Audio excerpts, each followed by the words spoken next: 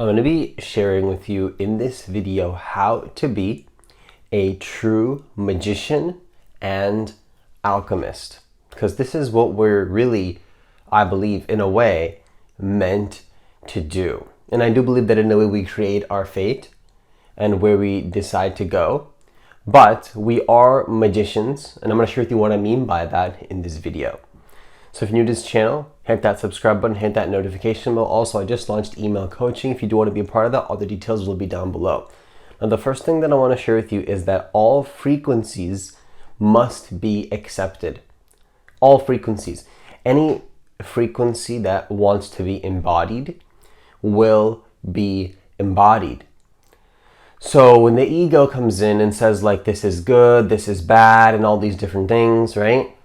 It's a spiritual ego trap. See, what I've come to realize is that pain and suffering is something that we're meant to transmute and alchemize into positive.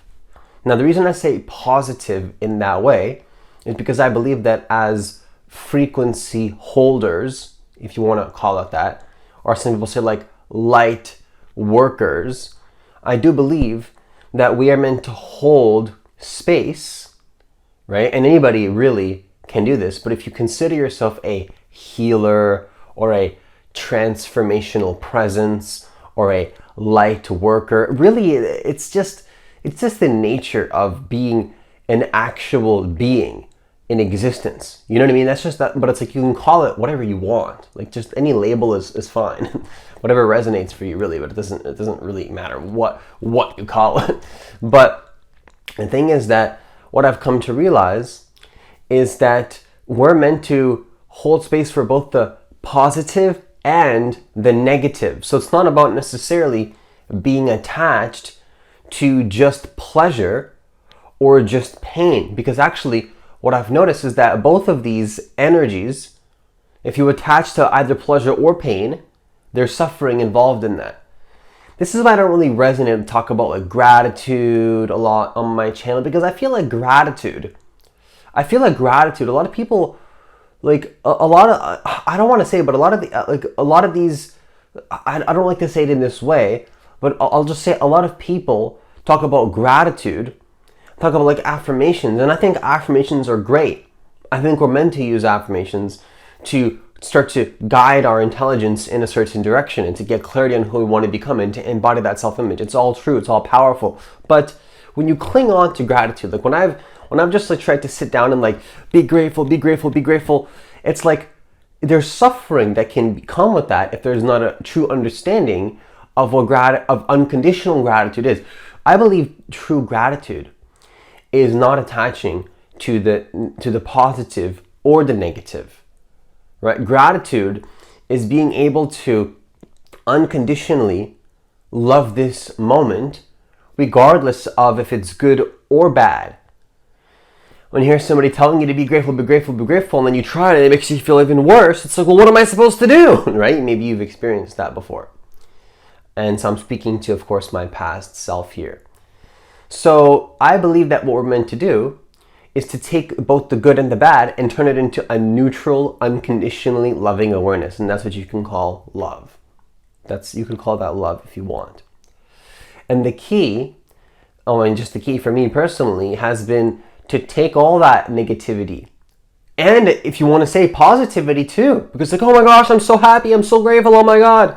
Or like, oh, I'm so sad. It's like, ugh. Why am I explaining all of this? Because of course, the positive and the negative both can lead to intense suffering. So when we can learn to be in that middle point energy, which I've talked about a lot on my channel, what begins to happen is that then you can start to see very clearly, you start to understand without listening to somebody on YouTube, but you see in your awareness what it truly means to be an alchemist, to be a magician. You see that trying to manifest really positive experiences is futile. And trying to run away from all this pain and negativity and suffering is kind of also futile. So what you want to do to be a magician is to learn how to live from the neutrality of life, the neutrality. How can you be neutral? And the biggest fear that people have when it comes to living in the neutral energy is like, oh, but what if you're running away from a feeling? No. You cannot run away from any feeling that can possibly exist in the universe. Because when you're living in neutrality, you feel both the positives and the negatives still. You still feel it. Except that it doesn't pull you. It doesn't take you for the roller coaster ride. Right? So when you're living in neutrality, you still feel the highs just like everybody else. In fact, even more than everybody else, because you're so conscious, you're so present, you're so aware. You feel the high. You feel it even more sensitivity than somebody that's maybe all over the place and attached to the highs and the lows. You have more sensitivity, but then you go up sometimes and maybe you go down sometimes. But you always return back to neutrality, unconditional love, unconditional awareness.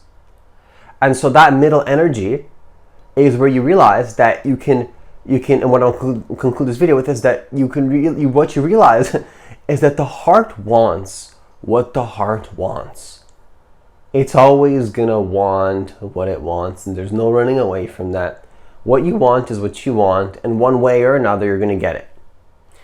One way or another, you're gonna get what your heart wants. You can delay that process for 5 years, for 15 years, 25 years, 50 years, maybe even multiple lifetimes. You can delay that process.